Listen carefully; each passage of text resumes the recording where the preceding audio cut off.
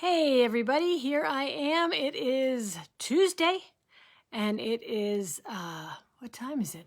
It's 11:30. So here I am, Monica Corrado, the Gap Chef, here to answer any of your questions about any Gaps cooking question you might have.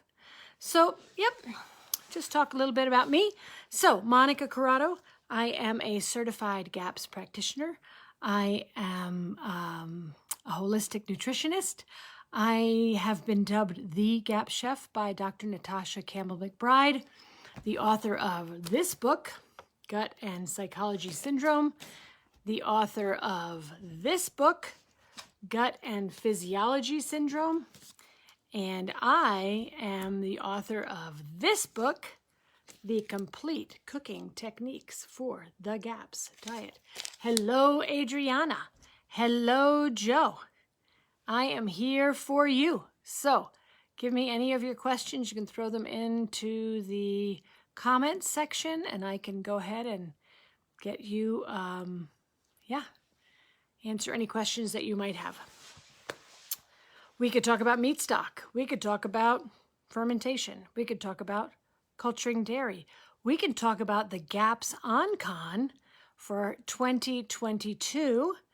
Hello, Adriana. So the GAPS on-con is coming up. Let me just talk about this one thing before we get started. The GAPS online conference, just found out with our meeting last night with Dr. Natasha, will take place in February of 2022. So keep your eye out on Dr. Natasha's websites, gaps.me, and her blog, drnatasha.com. Keep your eye out on my Instagram account, MC, Simply Being Well, etc., for more information. Hello, Angela. Good to see you. Hello, Amina. Good to see you. Hello, everyone. Okay, so let's see what I've got. Adriana says, thank you for these live sessions. You are welcome. Happy to be here and to talk with you about whatever I know, GAPS style. Can I talk about histamines? Yes. Let me say hello to everybody first. Hello, Joe. Hello, Adriana. Hello, Angela. Hello, Amina. Who else have we got in here? That's it for now. Okay. So, you're welcome for the live sessions. I'm happy to answer any questions you've got, and I'll be here every week.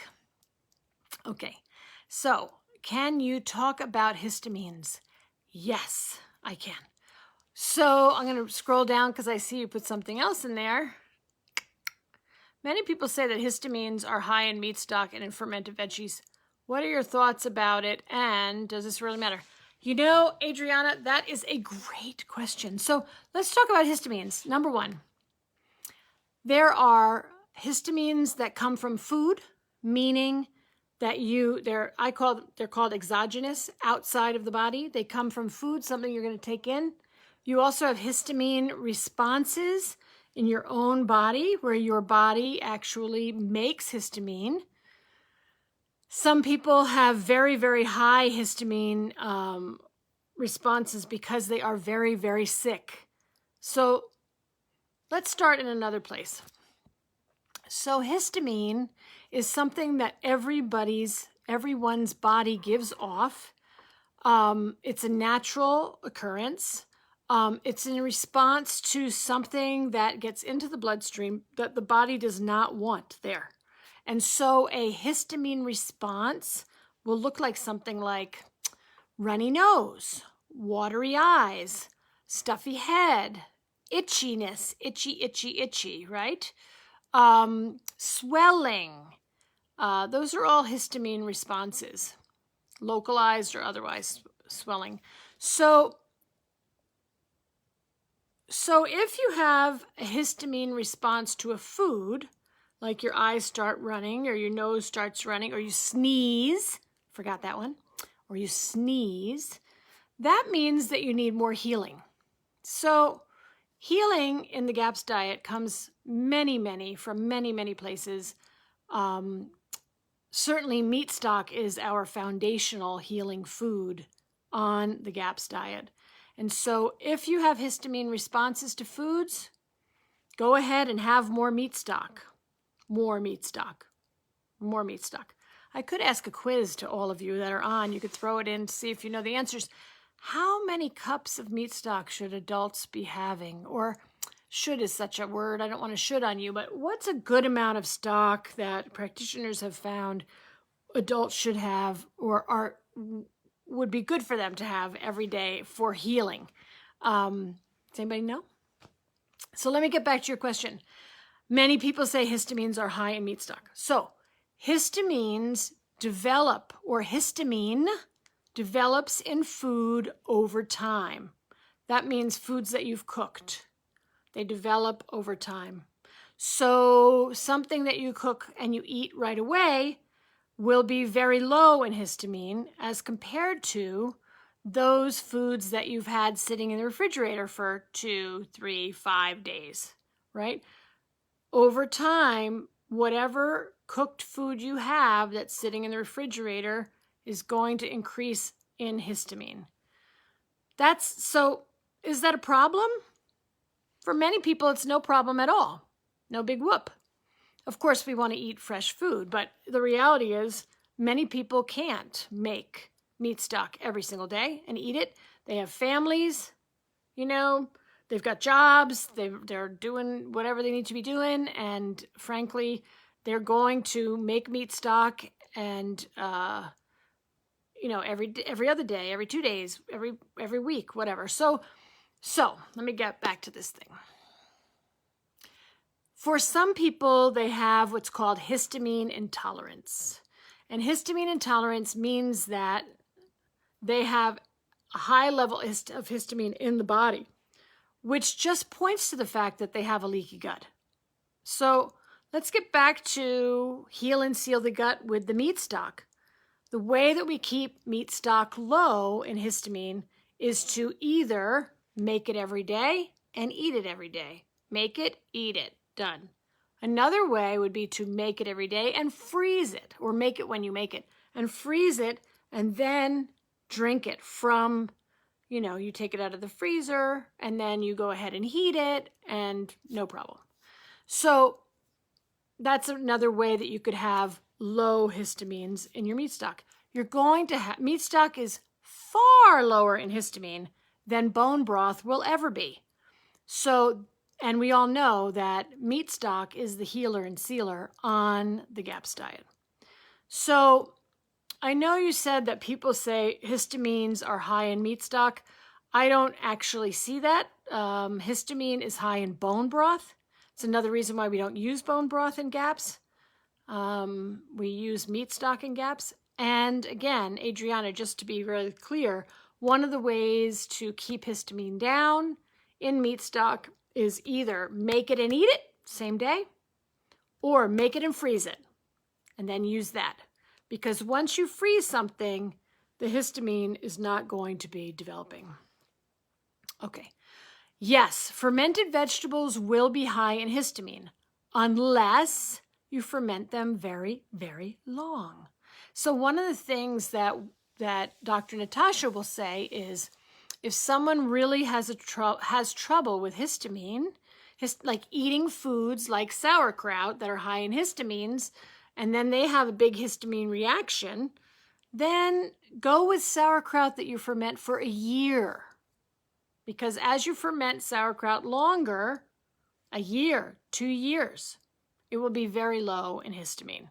So when you're making that kraut, folks, it might be a really good idea to go ahead and, make several quarts at a time and then store them, because sauerkraut will store for years in cool temperatures, in a root cellar, in a,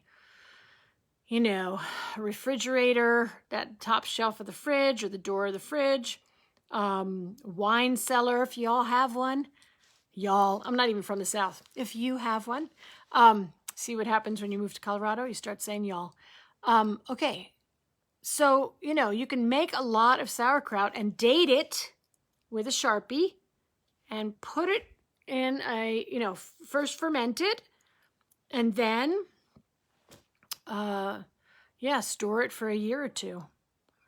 Or get a crock and make a lot of it in a crock over 6 months. So krauts that you make over very long periods of time, sauerkraut, will be low in histamine. All right, so I just want to do one more piece here, and I hope Adriana is getting this and all the rest of you. So is it a problem? Does it really matter? So Dr. Natasha herself will say push through. If it's possible to push through a histamine response, do it. What does that mean? Obviously, if it's terribly uncomfortable and your entire body is broken out, and you are sneezing all the time, and if you have very high histamine levels already in your body, and then you eat histamine, foods that are high in histamine, you can have too much histamine in your body, and that's when people get really, really uncomfortable. So if you are one of those people that really needs a lot of healing, needs to heal and seal their gut, and is highly reactive, you have a lot of histamine in your body already, and it's really uncomfortable to push through, that's your call. We don't want people to be feeling badly. But if there's a little runny nose that happens when your child has some sauerkraut, like a little runny nose, or they sneeze once or twice, you might want to think about whether it's worth pushing through. Just want to give you that. So does it really matter? It doesn't matter. Adriana, it doesn't matter. Histamine levels do not matter to the majority of people on the GAPS diet. It will matter to people who have very high histamine levels already in their bodies, that they're so uncomfortable that they can't tolerate eating fermented vegetables. Remember, a couple weeks back, I said one of the things that we do then, what practitioners suggest, and Dr. Natasha suggests, is if you have a person who really has very high histamine levels in their bodies already, they really cannot tolerate a bite or a drop of sauerkraut juice that's diluted in 8 ounces of water, and they're just miserable. Wait on the ferments. Wait on them and start with a probiotic pill. That will help you to rebuild the gut flora while you're working on healing the gut with meat stock. And then eventually you should be able to bring in those foods, like fermented foods, that are higher in histamine without a problem. Okay, that was a lot of talk about histamine. I hope that was good for everybody. Please let me know if you have questions, further questions about that. And just one more time with feeling, Adriana and everybody else, meat stock is low in histamine compared to bone broth, much far lower in it. And fermented vegetables will have high levels of histamine unless they're fermented very long. And if you can't tolerate them, don't take them in. Use a probiotic pill. If you can push through, it's always a better idea to do. If it's possible, you get to make the call. GAPS is very highly individual. What works for one person is not going to work for the other person in terms of histamine. So I hope that's helpful. Okay. Amina says, when do we introduce lobsters, oysters, clam, mussels on the intro diet? Amina, that's a really good question. I would say that I don't have a specific answer to that question. So I'm going to wing it with what I know about GAPS and how we cook on GAPS and what we do in the intro diet. So when do we introduce lobsters, oysters, clam, mussels, etc. on the intro diet? So let's just think about intro, everybody. So intro stage 1, meat stock.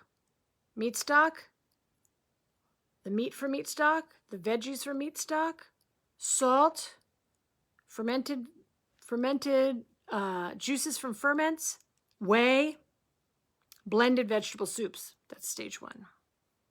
Stage 2, casseroles, everything from stage 1, plus casseroles, stews. I would think you could throw lobsters, oysters. Let's put oysters over there for a minute. And let's put clams over there. Mussels. Yeah, shellfish. Yeah, well, you could take them all out of their shells and cook them on stage 2 in fish stock in the oven. Right? That's what casseroles and stews are, right, folks? So casseroles and stews, you graduate from blended soups and soups, stage 1, to casseroles and stews in stage 2. So if you can make a stew, a fish stew, go for it. But you'd have to obviously take the oysters, clams, mussels out of the shells to make the stew. Fish stew, stage 2. That's where I would put it. In terms of eating oysters raw, clams steamed, mussels. So mussels again. Let's just think, everyone. Remember that making meat stock or cooking in meat stock is a lot like braising. I don't know if everybody knows what braising is. That's cooking in liquid. So you could take those mussels and or those clams and braise them in fish stock. Yeah, I say stage 2. That's what I would do. In terms of raw oysters, which really are good for you, so raw meat, so interesting. Raw meat is very, very easy for the body to digest. So one would think that raw fish would be very, very easy for the body to digest. Thinking of raw oysters. If you like them, I'd get them in now, Amina. I would do them now. Okay, I hope that's helpful for everybody. All right. How do we cook seaweed in meat stock? An intro. So one more time, seaweed is a very advanced food, so we don't eat it until we get to the full GAPS diet.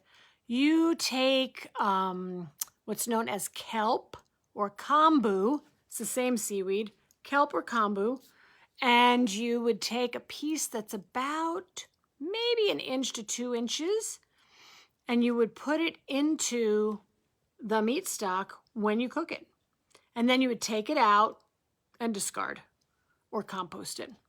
That's what you would do. Kelp or kombu are really all seaweed is so high in minerals. It's a wonderful thing to do for everyone. Throw a little kelp or kombu into your meat stock and then remove, discard, or compost. It's going to get very slimy. We don't eat it because of the types of saccharides in the seaweed. So remember, when we talk about sugars on GAPS, the only saccharides that we're dealing with for sugar or that we're eating are monosaccharides. That is honey. Everything else is a disaccharide, polysaccharide, That's really not what we're doing on the GAPS diet. Okay. Hello, Mary. Waving to Mary, just saw she got here. Good to see you. Hello, Suzanne. Hi, Suzanne. Hello, Angela. I think I said hello to you already. Okay. Hi, Suzanne. Hi, Monica. What type of thermos do you have to do the yogurt with? I can't find one that will hold hot for 24 hours. I have a thermos brand thermos. How do you like that? I'd show it to you, but I don't have it right here. So it's just a really big thermos. It's stainless steel. It's made by Thermos brand. It looks like something that you would take to work in the fields. It's got a handle on it. Yeah. So that's the brand that I use. There's another one, Clean Canteen, Kleen, Canteen with a K. Canteen also holds very, very long and very, very hot. So those are the two brands that I'm aware of. I haven't really searched lately, but those two I know. Those are the two that I use. One is the Clean Canteen. At the time, the biggest one they made was a 20 ounce. They may have a bigger one now. And Thermos brand is, yeah, it's more than 32 ounce. It might be a 40 ounce. Okay. Okay, kids 3. Yeah, here we go. So I asked a question back a little while ago when we first started, everyone. I asked the question about how many cups of meat stock are suggested for intense healing. For adults, yes, somewhere between 4 and 6 cups. Mary Judge put in 5. Excelente. Yep. Adriana put in 5 to 6 cups. Yep. For adults, very good. And kids 3. Excellent. Kids 3. Infants 1. Infants 1. So people say, well, what's the difference between an infant and a kid or an infant and a child? I would say that once that little person is on solids, we're going to consider them a child. Okay.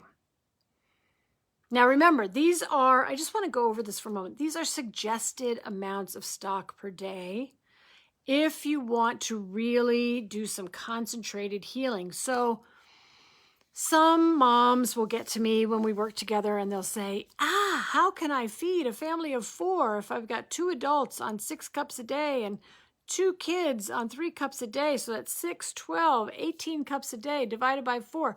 4, 8, 4. A quart is 4 cups, so 4, 8. So that's more than 4. That's like a gallon of stock a day here. How can I do this? Forever. Don't do it forever. I would say do it certainly when you're on intro, or certainly when you're on the first maybe 2, 3 stages of intro. If you can do it for that concentrated period of time, or any concentrated period of time, it's going to help.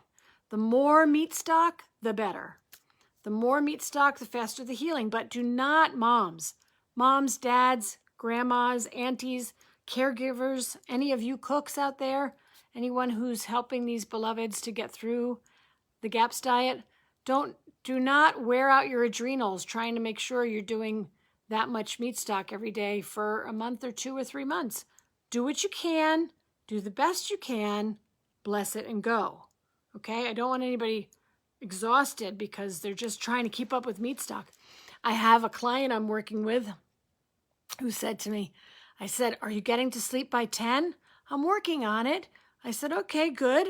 Because we all know we want to get to sleep, lights out by 10 o'clock. Dr. Natasha says 9 o'clock. That was just last week when we were teaching. 9 o'clock, in bed, lights out, everybody. In any case, why is that?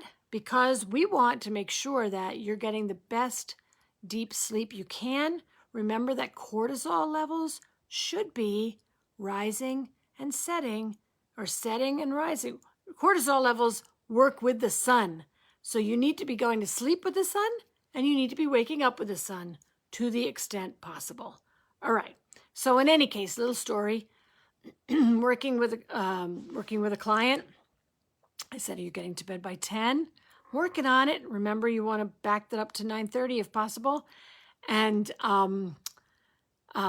she says, I stayed up to get that last quarter cup of sauerkraut in. And I thought, ay, people. Okay, so don't do it that way.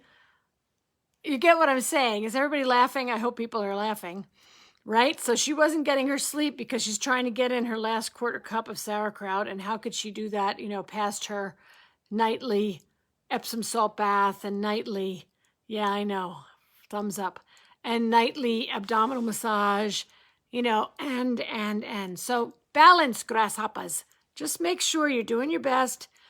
Remember, the body can't heal if it doesn't sleep. Body can't heal if it doesn't sleep. Sleep, really important. Sleep, meat stock. Sleep, meat stock. Sleep, meat stock. Okay, moving on. And of course, sauerkraut. Hello, Rachel. All right. Hello, Jane. Yes, 8 cups is pretty high, girl. If you're doing 8 cups, usually it's 6 for adults, 4 to 6 for adults. If you want to do 8, more power to you and more cooking to you. Okay. Hello, Carol. Carol's on. Hi, Carol. Hello, Joe. Amina has another question. Is there a specific homeopathic medicine that will help with the histamine issues of watery eyes, red eyes, sneezy, runny, stuffy nose when tired or overexhaustion? Okay, when you're tired, go to bed. Please, people, get your sleep. Yeah, do not get overtired if you can help it. I can imagine children getting overtired, but no, please don't get overtired. Make sure you're getting your sleep. Remember, you cannot heal without sleep. You must sleep. Deep sleep, deep REM sleep. Just want to put that out there. Okay. So there is a homeopathic remedy that is called histamina, I believe. That's specific for histamine issues. I am not a classically trained homeopath. I'm not a homeopath at all. Just want to let you know. I'm also not a medical doctor, letting everybody know about that. Nothing I say has been proven by the FDA. Sorry for that, but you have to hear it from me at some point. Okay, so yeah, I know there's histamina, which is a homeopathic remedy. You can also work with a homeopath. I love for people to get some education about homeopathics. There's a wonderful book called Homeopathic Medicine for Infants and Children. If you're a mom, you're working with your kids, go grab it. It's easy to read. It's by Dana Ullman, I believe, Ullman. I think that's right. Okay. All right. Hi, Carol. Let's see. Hi, Carol. Dumb question. No questions are dumb. We love learning here. Questions help me teach, and questions that you ask maybe what someone else wants to know. Okay, so what exactly? What exactly? I'm giving you just a hard time. What exactly does heal and seal mean? So, heal and seal is a term that I picked up a long time ago. I use it all the time. I'm not even sure if it's put together as heal and seal in Dr. Natasha's book. I'd have to look again. But heal and seal. So our gut lining is what we call semi-permeable when it's healthy. When it's healthy, it allows certain molecules to pass through and other molecules to not pass through. Certain molecules to pass into the bloodstream and other molecules to not get into the bloodstream. So it's a selectively permeable layer, if you will. Selectively permeable membrane. So when people have GAP syndrome, gut and psychology syndrome, and gut and physiology syndrome, I hope you're all reading Dr. Natasha's new book. It'll just blow your mind based on all of her clinical, there you go, gut and physiology. When people have what we call a leaky gut, and that's not a medical term, but they have what's called increased intestinal permeability. Increased intestinal permeability. That's what's really going on when we say leaky gut, when I'm putting that in quotes for you. And so healing and sealing means that we provide the nutrients that are needed. Specifically, meat stock is like number one because it's got amino acids and collagen, gelatin, yeah? 2, rebuild, which is heal, and seal those holes appropriately. We're not going to heal it and seal it like a brick wall where you can't get anything through. We're going to heal it and seal it so that your gut, your small intestine, can do what it needs to do to break down the foods that are coming in from the stomach and to pass through the molecules that into the bloodstream appropriately. So, very interesting, Carol, that you would ask that question, because histamine intolerance or high histamine levels or histamine responses, meaning runny eyes, runny nose, cloggy ears, sneeze, sneeze, sneeze, itch, itch, itch, itchy, watery eyes, you know? All of that is a signal that says you need to heal and seal your gut. It means that molecules that should not be getting into the bloodstream, what are they? They are pathogenic microbes. They are just microbes. Maybe they're too big. They shouldn't be in there. They are toxins, all sorts of toxins, toxins from our food, toxins from the microbes themselves, toxins from the water. Those things, they should not be getting into your bloodstream. Also, when people have food allergies, so let's say they come to me, they say, or to any GAPS practitioner, coach, or anyone, they come to you. I'm allergic to chicken. I'm allergic. Remember, allergies are to proteins. Everything else is a food sensitivity, folks. So allergies are to proteins. So someone says, I'm allergic to chicken. What does that mean? That means that they have a reaction when they eat chicken. Those protein molecules, or maybe, well, let's skip gluten for now because it's too much of a, too much of a crazy thing. Casein, certainly. People know about casein, milk. I'm allergic to milk protein. Well, how did that happen?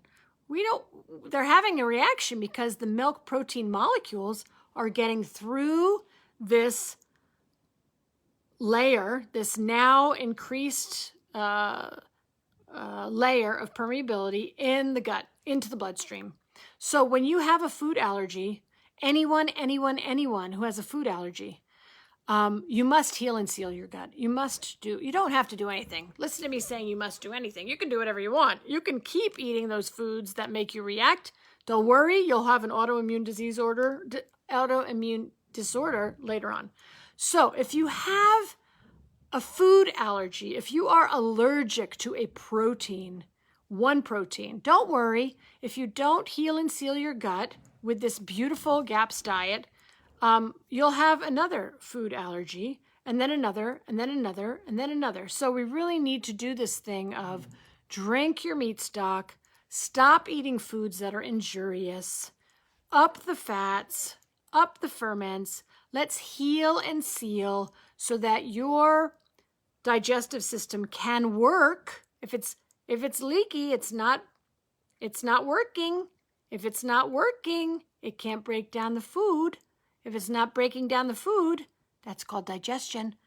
You can't access the nutrients. So that's what heal and seal means, Carol. I hope that was helpful. And the idea is the more meat stock that you drink, not bone broth, the more meat stock that you drink, the faster you're going to heal. And and just another quickie, thank you for the hearts. Just another quick thing I want to mention is those 5 or 6 cups or 4 cups or whatever you're getting in, it's an 8-ounce cup, and then an 8-ounce cup, and then an 8-ounce cup, and then an 8-ounce cup. It's not all of it at one time. You want to spread your meat stock throughout the day. Okay, hope that was helpful. Amina says, my son keeps getting diarrhea. Okay, light pale colored stool often. I give him a lot of yogurt.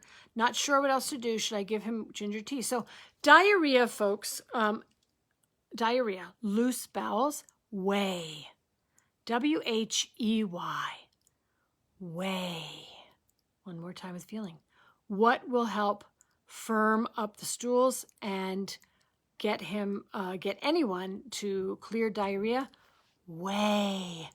Whey that is dripped from raw milk, homemade raw milk yogurt you make. Whey that is from separating raw milk out on the counter. Whey, whey, whey. You can give him whey all day. Happy he's having yogurt, but that's a lot to digest. Whey. You can give him yogurt plus whey. Not sure what ginger tea is about getting movement, folks. So just so everyone remembers, ginger is what we call a pro-kinetic. Pro means yes or go or, right? Pro-kinetic, encourages movement. So he probably doesn't need ginger tea. What he needs is whey. You can give him whey, a tablespoon of whey every half an hour. You can give him whey. Whey and sauerkraut juice would be very good things to help the diarrhea go away. Light pale colored stools. Light pale colored stools means body saying to you, I'm having a hard time digesting fat. So what do? You go ahead and support the liver and the gallbladder. You may want to give, so how do you do that? Golly, we've been through many, many things on this. Supporting the liver and gallbladder. Gap shakes, for sure. Beet kvass, beets, really good for the liver. Gallbladder. You could, there's lots of other things you could do. One is ox bile. Take ox bile, or also known as bile salts. Fine for children for a little while as you increase the amount of fats that he can take in. That's another option. Okay. Mary says, recommendation for dealing with bad breath on GAPS intro. Mary, great question. So I wonder if you could tell me so let's just think about bad breath first. So bad breath means you are detoxing. Well, it could mean a couple things. One is you have an infection in your gums. Possible. 2 is you have a cavity. Possible. 3 is you're detoxing. Possible. All those things are possible. Some practitioners have reported that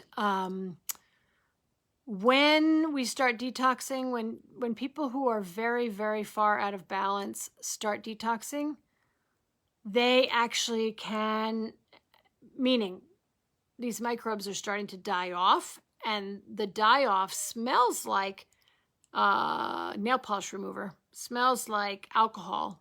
So I don't know if that's happening, Mary. You could put that in the comments and let me know if that's happening. If that's true, continue. You just have die-off going on. You're hitting some microbes that are giving, specifically candida yeast, that give off these toxic gases, hundreds of them. So that could be part of what's happening too. So how do we deal with that? A couple ideas. 1, brush your teeth with coconut oil or olive oil, and not some kind of fluoride toothpaste, please. Throw that out. You can do oil pulling. That can help if you do not have amalgams in your mouth, mercury amalgams in your mouth. You can do oil pulling. You swish that oil around, then you spit it out into not the sink, because you'll clog it up, toilet, trash can, etc. Oil pulling. You could also try something Dr. Natasha talked about the other day, which is in between meals, take some milk kefir, some kefir, K-E-F-I-R, and swish it around your mouth. Swish it, swish, swish, swish, swish, swish, swish, swish, swish, swish, swish, swish, swish. Swish. Yeah, in between meals, you swish with kefir. You can swallow it if you want to. You can spit it out if you want to. But just to get the kefir into the mouth, it'll help to repopulate that mouth. I hope that's helpful. Let me see what's happening down here. La, la, la, la, la. Okay. Yeah, let me know if you find out what that smells like. But so bad breath could be anything, folks. As I said, it could be a gum infection in your gums. So brush your teeth with coconut oil. Do coconut oil pulling, etc. It could be a cavity. Go to the dentist, have them check it out, make sure it's a biological dentist. It could be that you're outgassing all sorts of toxins. It could be that you're just toxic and you need to do more detoxification methods, if you will. All right. Here comes Amina. Okay. I love this. Hold on. Isabel. Hi, Isabel. Okay. Isabel puts the kombu from my meat stock in my foot bath. Great. I love it. A little more minerals. Okay. Hi, Irma. Excellent. Adriana, just got to get this one thing going. So for sleep, pardon me. So for sleep, is it the time one goes to bed and the time one wakes, or the amount of hours of sleep that matter most? In terms of circadian rhythms, in terms of cortisol, in terms of rest, It's about you go to bed with the sun and you wake up with the sun. And so what that means is in the summertime, you're going to have less sleep, right? Which is correct. And in the wintertime, you're going to have more sleep, which is correct. Everybody's hibernating in the wintertime. So it's about the rhythm following the sun. So get to sleep when the sun goes down, wake up when the sun comes up. A good way to do that is to have your bedroom on the east side where the sun comes up in the morning. Okay. All right, so let me get back to Amina, who says, do you put it in the beginning of cooking meat stock or towards the end, the kombu? No, it goes in at the beginning, Amina, because, good question. So when do we put the kombu or the kelp, which is the same thing, into our meat stock? We put it in at the beginning, because then it will release all those beautiful minerals into your meat stock. It takes a little while for that to happen. So yeah, good idea. And then take it out and discard or compost. All right. La, la, la, la. And Isabel says she puts it in her foot bath. Excellent. Okay. Adriana, Susie. Hello, Susie. Okay. Whey question. I heard you say somewhere to put yogurt at room temperature for 24 hours before straining for whey. Is that correct? Also, the yogurt is already a bit sour smelling. Is there a problem? Doesn't smell bad, just strong. Okay, so Susie, yes. So that's what I call the commercial grade yogurt workaround. And what that means is if you are not making your own yogurt from raw milk, or from not raw milk, but if you're not making your own yogurt and you're buying yogurt from the store, what you want to do is, first of all, let's just say that on the scale of good, better, best, that's not best. I'm just saying. So people know. Dr. Natasha's preference, and she's written it through her books, is everyone should be making their own yogurt. Okay, that's what we want to be doing. Make it from raw milk first. Best. Make it from pasteurized milk, pasteurized organic, whole milk, grass-fed milk. Next best, buying it in the store, not recommended, but we have to do that sometimes. So that is the yogurt that you would take out of you buy it, again, organic, whole milk, plain, grass-fed. I think that's all we're looking for. Yes. You would buy that, you'd take it out of its plastic quart jar, if it's in plastic, which most of them are. Put it into a ball jar, quart glass jar, cap it tightly, leave it on the counter for at room temperature, which is 68 to 72 degrees Fahrenheit.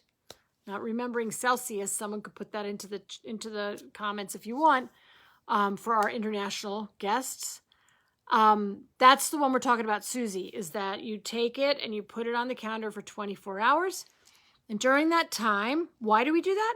We do it because the lactose in most commercial yogurt will not be pre-digested because they do not culture long enough. They're culturing probably 6-7 hours, maybe 8. The vast majority of commercial yogurts you buy in the store are full of lactose. So that's why we do that. And then you would, then after you've let it sit there at room temperature for 24 hours, allowing the lactobacilli to pre-digest all the lactose, you can strain for whey. Also, the yogurt is already a bit sour smelling. Is this a problem? No, remember that, everyone, remember that when we culture dairy, whether it's yogurt or kefir, or creme fraiche, cultured cream, the culturing, what the lactobacilli are doing for us, or the lactic acid producing yeast are doing for us, is eating the sugar. So when they eat the sugar, that is all the oses, lactose is a sugar. When they eat the sugar, by definition, the product will be sour, more sour than when you started.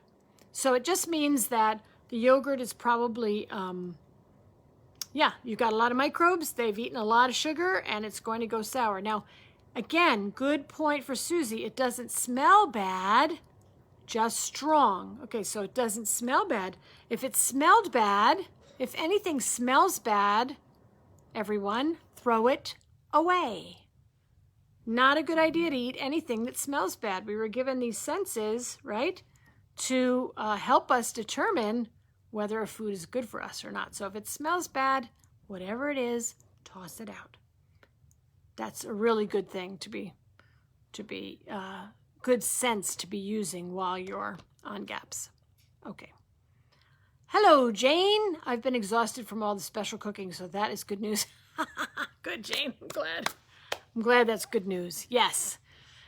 You know, folks, we all just have to, maybe just me, but I really would suggest we all just take a very big, deep breath and trust in the healing power of the body. Trust that, you know, it's constantly recreating itself. And what you're doing for the GAPS diet or in the GAPS diet is you're giving the body good building materials, the best building materials that you can in order to rebuild the body. So, yeah, you're doing great, moms. You're doing great. You are doing great. And we're so happy and blessed that you're working so well for your children.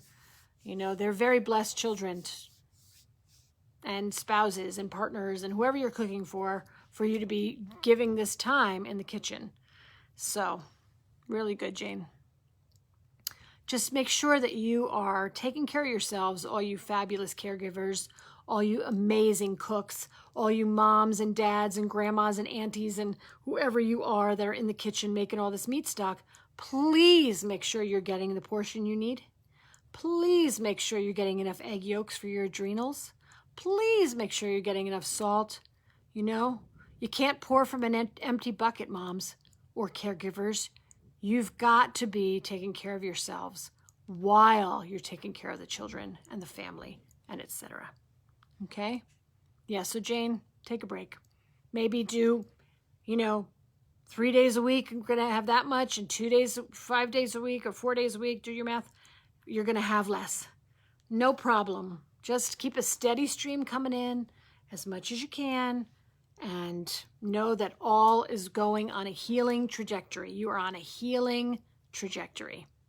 I hope you let us know, Jane, if you have I don't want you to be exhausted. Okay. Yes, I will put that in, Amina, after we're done. It's hard for me to work on the phone right now. Okay. My doctor of CM. What does CM mean? My doctor of CM. Treating chronic urinary issues, thinks I may have kidney stones. Okay, beat kvass, Jane, beat kvass. Did everybody hear that? If you have any idea about any stones, start drinking beet kvass. It is the best.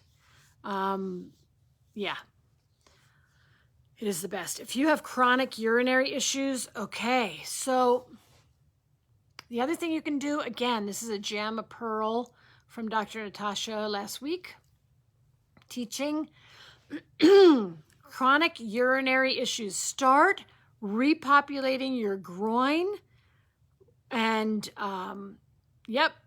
your entire groin area, front, back, and as far in as you can with kefir. You must repopulate that area. So beet kvass, plus, go ahead and how do you repopulate it? You take some kefir, milk kefir, you put it in a little bowl, maybe a 2 ounce or 4 ounce ball jar, those little guys. Put some kefir in there, put it in the bathroom. Every time you go to the bathroom, take a little bit on your hand and slather the whole groin area to repopulate that area. Make sure, Jane, you're drinking enough water. I know we're talking about meat stock a lot, but you know that one of our gals who's on here, who I know for a very long time, Mara, always says, water, drink the water.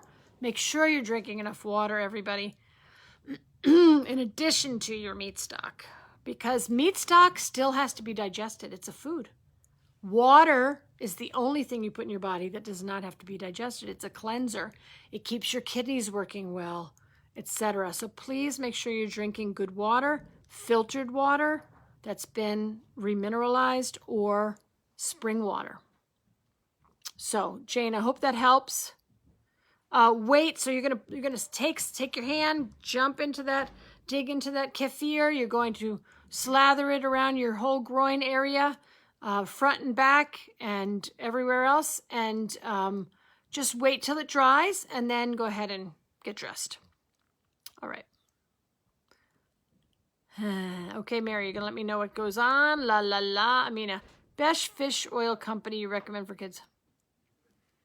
You know, one more time with feeling. Fish oil. Nordic Naturals has fish oil. The thing about fish oil, Amina and everyone, is that you need to find a clean, good, reputable company that has more EPA than DHA in it. That's what you're really looking for, without any CRAP in it. Crap, that's my, yeah, okay. Amina says, sometimes the kefir I make breaks the whey line right after 9 to 10 hours. Do I leave it 24 hours? I see plenty of whey in the jar. I put 1 tablespoon. Yeah, so it's a tablespoon per quart, Amina. Tablespoon per quart. Actually, it might be 2 tablespoons per quart, but you just have, so, let me teach again. So, for everybody, if your kefir is breaking with a whey line, that means it's done. The reason yours is done at 9 to 10 hours, Amina, is that you have too many grains per cup of milk. So usually, I'm going to look it up in this fabulous book. That would be mine. Okay. Kefir in the culturing dairy section. La, la, la, la. Kefir grains. Yeah. It's 2 tablespoons per quart. So you just have too much, 2 tablespoons of kefir grains per quart. You just have too much in there, Amina. So use 2 cups of milk and you'll be fine. 1 tablespoon, 2 cups. 2 tablespoons, 1 quart, which is 4 cups. All right. Hey, Tanya. Good to see you. Okay. I accidentally cultured my yogurt for 36 hours. It was delicious and thick. Excellent. I hope you enjoyed it. That's fabulous and fine to do. Mary says, repopulating with kefir works. Thank you, Mary. So yes, everyone, repopulate that groin area for all sorts of issues, bladder issues, UTIs, kidney stones. But kidney stones, make sure, folks, beat kvass, I'm telling you. Again, this is just people I've worked with over the years that were, quote unquote, prone to kidney stones. They drink beet kvass every day, and they haven't had a stone in years. So, do it. Okay. Amina says, how much fish, caviar, wild salmon, caviar, roe do kids need to eat on intradiet stage? They don't need to eat any, so this is not a requirement.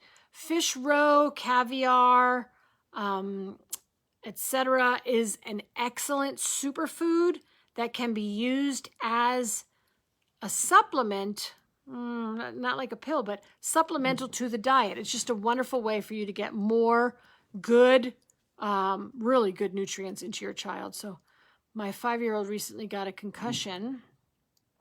Fell off the trampoline, onto the cement. I'm sorry about that. Oh, I've been putting frankincense oil on him and gave him arnica. That's very good. That's very good. Yes, your 5-year-old, anyone who's had a concussion needs fish oil over time, like 6 months worth of fish oil every day and a lot of it. Yeah. Yeah, blessings to you, Amina. I'm sorry to hear that.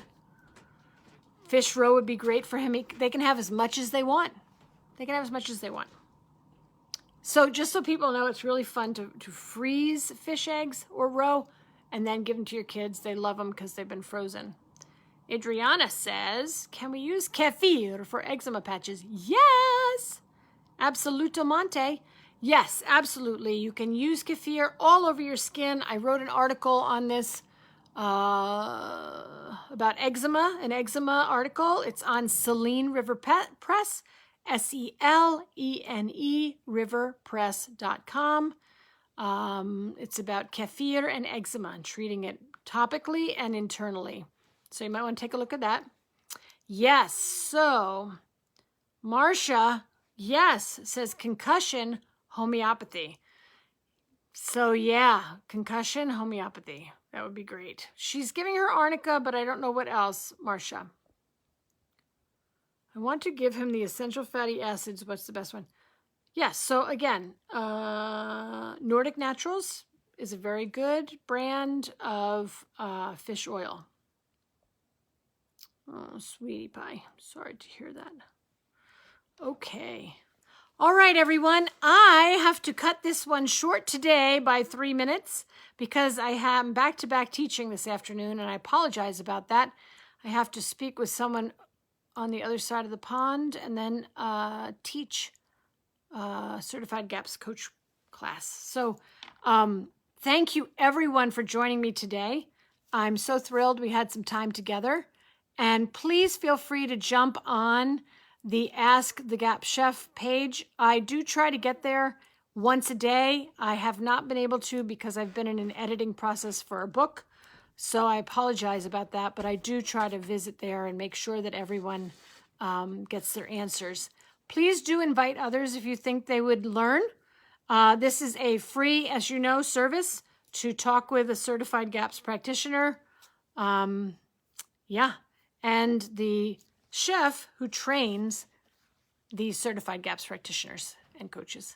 All right. Thanks, Suzanne. Good to see you. And Mary and Amina and Marcia and Carol and Adriana and Jane and Tanya and Angela and who am I missing?